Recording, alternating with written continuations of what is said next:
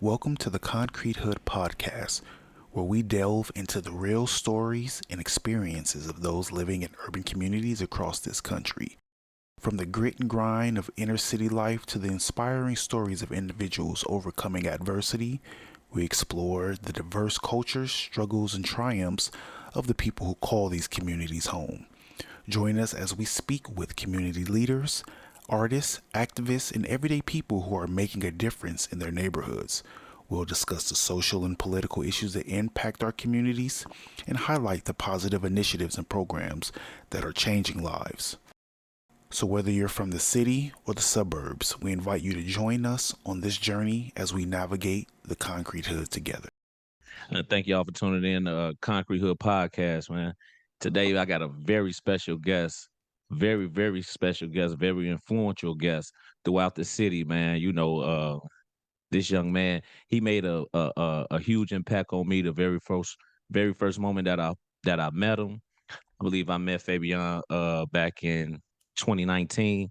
We was on a guys trip for Stefan Hanna's birthday. I believe we went to Texas.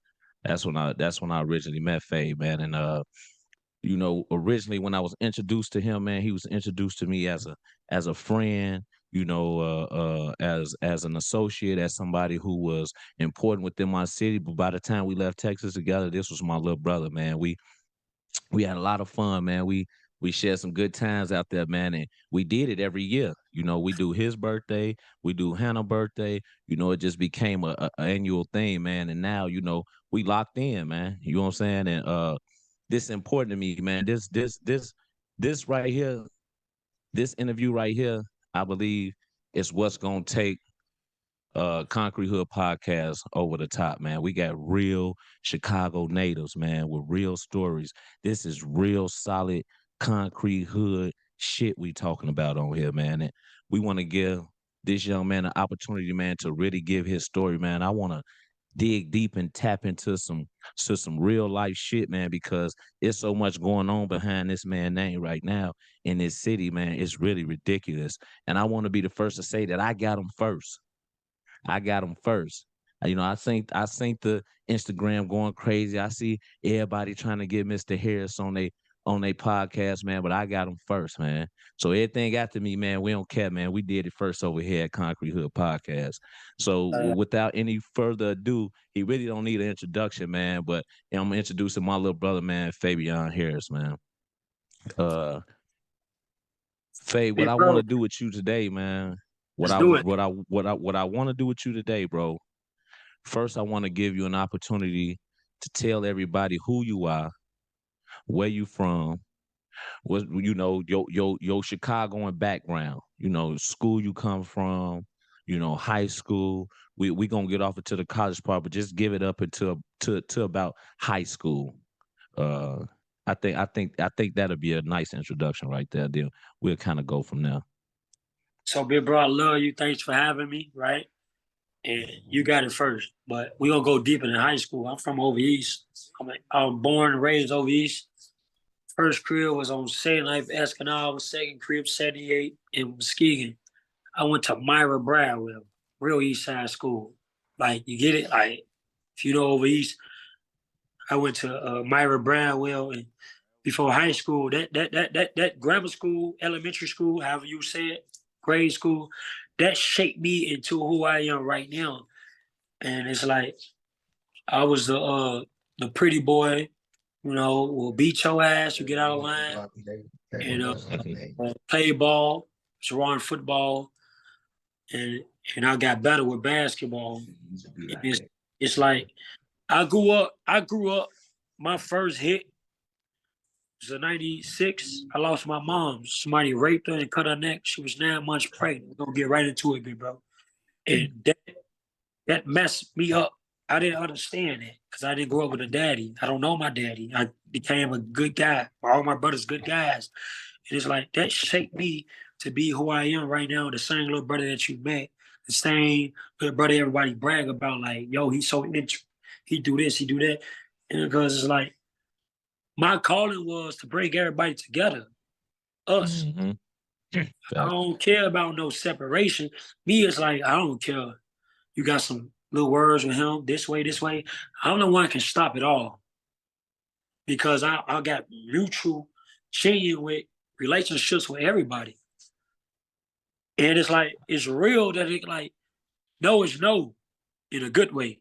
I don't know, like I'm bigger than everybody. It's like, no is no because if it go that way, it's going to go this way and it don't need to go that way. I've been losing my whole life. I got 36 dead homies, a mother and 2 dead brothers all over East. The only one outside of that is Juice World. I met him off one of my best friends, G Money. Get it? So like, I'm tired of losing, big bro. I'm tired of hurting. I'm tired of crying. I'm tired of going to funerals. I'm sick of it. Because I never knew that's what it was going to lead up to. If I knew back then that it was going to lead up to this, I would have been moved out the state and never came back and blocked numbers and blocked and changed my number and never had an Instagram. You get what I'm saying? Because I've been hurt so much, bro, that it's like, when would I win, big bro? And what is winning? And what is winning? When I win, what is winning? You winning right now, man. You winning. You winning right now, man. There's so many good things going on in your life right now, man, that I'm seeing with my own eyes, and I'm seeing growth. You know what I'm saying? I heard your story. I know your story, but I want you to share with everybody else, man, because that's important, because what we know about Chicago is that there is a stereotype on Chicago, man, and everything is all bad about Chicago, right? That's the way the media play us, right? But we got success stories like your story. You got a success story, man. You know what I'm saying? You come a long way. You come from them trenches. You come from all those bad things, but you figured out how to turn that negative into a positive. Nothing Right. that you doing is negative. You ain't shooting nobody because Right. whatever the people that you thought you right. You shooting a ball, man. You shooting a ball. You making it happen. You making a difference. And now, even now, you coaching. But look, I don't want to get too far ahead because I really got a body for my interview, and I really want to try to stick to the body. Man, I appreciate your introduction, but I want to get off into just a little bit about what it's a positive side to everything. There's a flip side. It's always two sides to the coin. You know what I'm saying? And so I want to kind of navigate that and take us there, but I want to take it in steps and allow the people to understand you. You know what I'm saying? Because people not from here, they not gonna understand what you're talking about. You know what I'm saying? So we're gonna give them detail for detail, exactly what's going on, exactly where you come from, exactly where it all started, and what you bring to the table, man. What you bring to the Chicago culture, whether it's to the street culture, whether it's to the gang culture, whether it's to the political culture, the urban culture, the hip hop culture, which you tapping into right now. I want to start with my first question, man. This is what I want to know from you.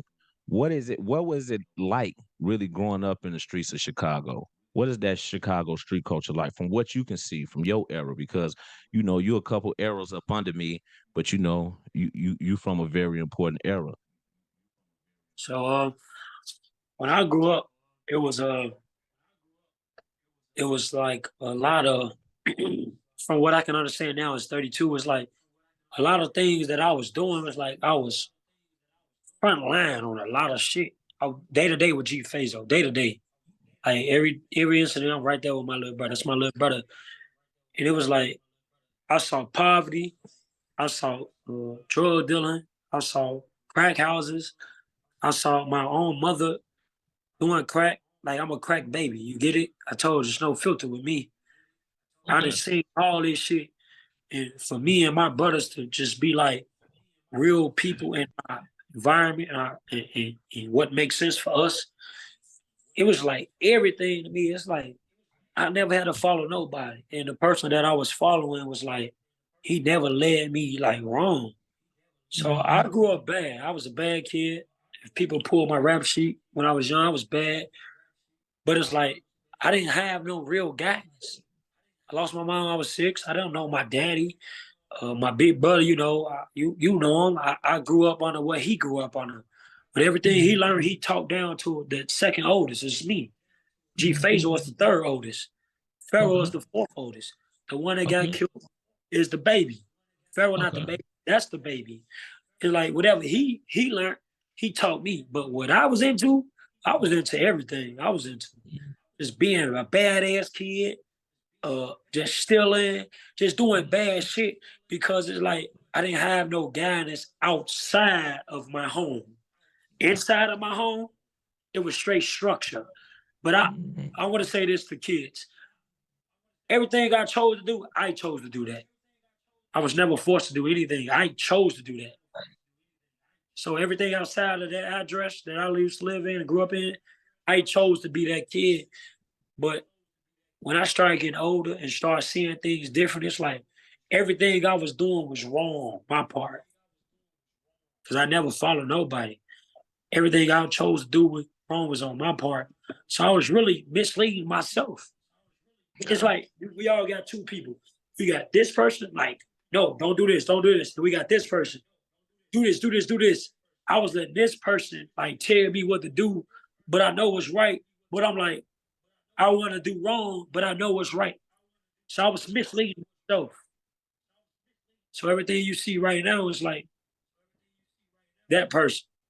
You don't need to do that. You already did that. You did everything that you wanted to do when you was young. So now at 32 years old, it's like everything I was doing then was wrong as hell. But I'm glad I went through it. I'm glad I went through it then and going through it right now as an adult. Because an adult, they'll put your ass away. You see my skin color? They'll put you right away, quick. They'll give you a fucking football number. Put you away. So I'm glad I went through that early on in my life, early on in my childhood, to like shape me to be who I am right now. Where was you born at, Faye?